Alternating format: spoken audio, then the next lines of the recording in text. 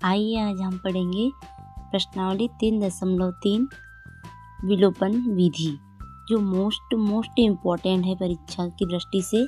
तो देखते हैं हम समीकरण 3x ऋण 5y बराबर इसे 4 और 9x ऋण 2y बराबर इसे 7 को विलोपन विधि से हमें हल करना है। तो इसके लिए हम इस समीकरण को 1 दे देते हैं और इसको समीकरण नंबर 2।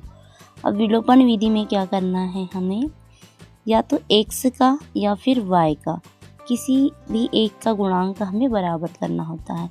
तो हम इसमें x का गुणांक को बराबर करेंगे।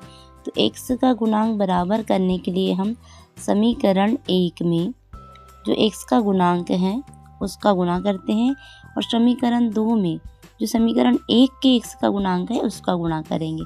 तो हमने यहाँ याद रखने के लिए लिख भी दिया है कि समीकरण 1 में 9 का गुणा, क्योंकि समीकरण 2 में x का गुणांक 9 है, और समीकरण 2 में 3 का गुणा करने पर, क्योंकि समीकरण 1 में x का गुणांक 3 है, तो गुणा कर देते हैं हम। 9 का गुणा हमें 3x में भी, 5y में भी और 4 में, तीनों में करना है। तो गुणा करके हम यहाँ लिख देते हैं।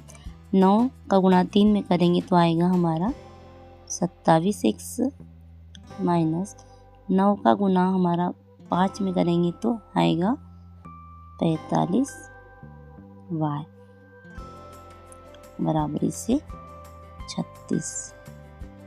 इसी प्रकार समीकरण 2 में हमें करना है 3 का गुणा। तो हम 3 का गुणा करके यहाँ लिख देते हैं।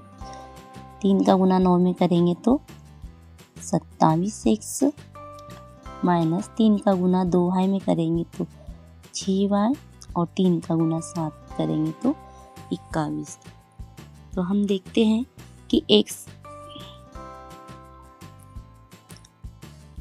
गुणा करने पर हम देखते हैं कि x के गुणांक हमारे बराबर हो चुके हैं। अब हम समीकरण 1 में से 2 को घटाते हैं। तो यहाँ लिखेंगे हम घटाने पर। समीकरण 1 में से 2 को हम घटा देते हैं। तो यहाँ चिन्ह हमें बदलना पड़ेगा। यहाँ धन का चिन्ह है तो यहाँ ऋण का लगाना पड़ेगा। यहाँ ऋण है तो धन, यहाँ पे धन है तो ऋण, मतलब घटाने पर हमें चिन्ह को परिवर्तित करना होता है। अब देखते हैं हम यहाँ 27 में से 27x माइनस होंगे तो कुछ भी नहीं बचेगा। यहाँ 45 में से 6 को माइनस करेंगे तो हमारा बचेगा 39 और 45 के आगे ऋण का चिन्ह है, बड़ी संख्या ऋणात्मक में, इसलिए ऋण का 39y बराबरी से यहाँ पे 36 में से हम 21 को माइनस कर देते हैं तो हमारा बचेगा 15। तो y बराबरी से अब ये जो 39 है ये हमारा 15 के बटे में आ जाएगा। तो y बराबरी से आ जाएगा हमारा, इसे हम 3 से यहाँ काट देते हैं। 3 से 3 का भाग 15 में देंगे तो 5 और 3 का भाग 39 में देंगे तो हमारा आ जाएगा 13 और ये माइनस जो है ये, तो y का मान आ गया हमारा 5/13। यहाँ हमने 3 से काट दिया है 15 को भी और 39 को भी, तो हमारा आंसर आ गया है 5/13 और ये जो ऋण था वो तो ऋण 5/13। अब इस y के मान को हम समीकरण 1 या 2 में रखकर x का मान निकाल सकते हैं। तो हमें जो इजी वाला समीकरण दिख रहा है उसमें मान रखते हैं हम। तो हमें समीकरण 1 दिख रहा है तो 1 में हम मान रख देते हैं। समीकरण 1 में y बराबर ऋण 5/13 रखने पर, समीकरण 1 हमने यहाँ उतार लिया है। 3x ऋण 5y बराबर 4। अब y के स्थान पर हमें रखना है ऋण 5/13।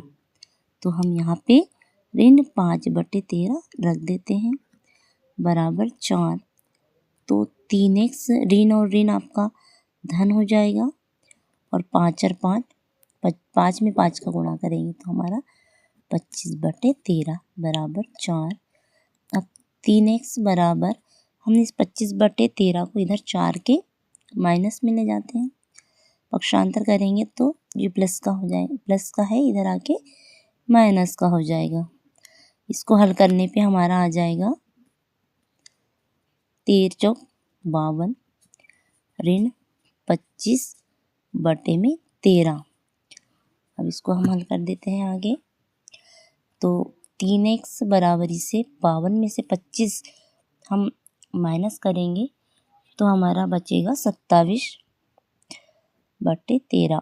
अब ये जो x के गुणांक में जो 3 है ये 13 के गुणित में आ जाएगा। तो x बराबर 27 बटे 13 इंटू 3। 3 से हम 27 को काट देते हैं 9 बार, तो x बराबरी से 9 बटे में 13। तो ये हमारा x का मान निकल गया 9 बटे 13 और y का ऋण 5 बटे 13।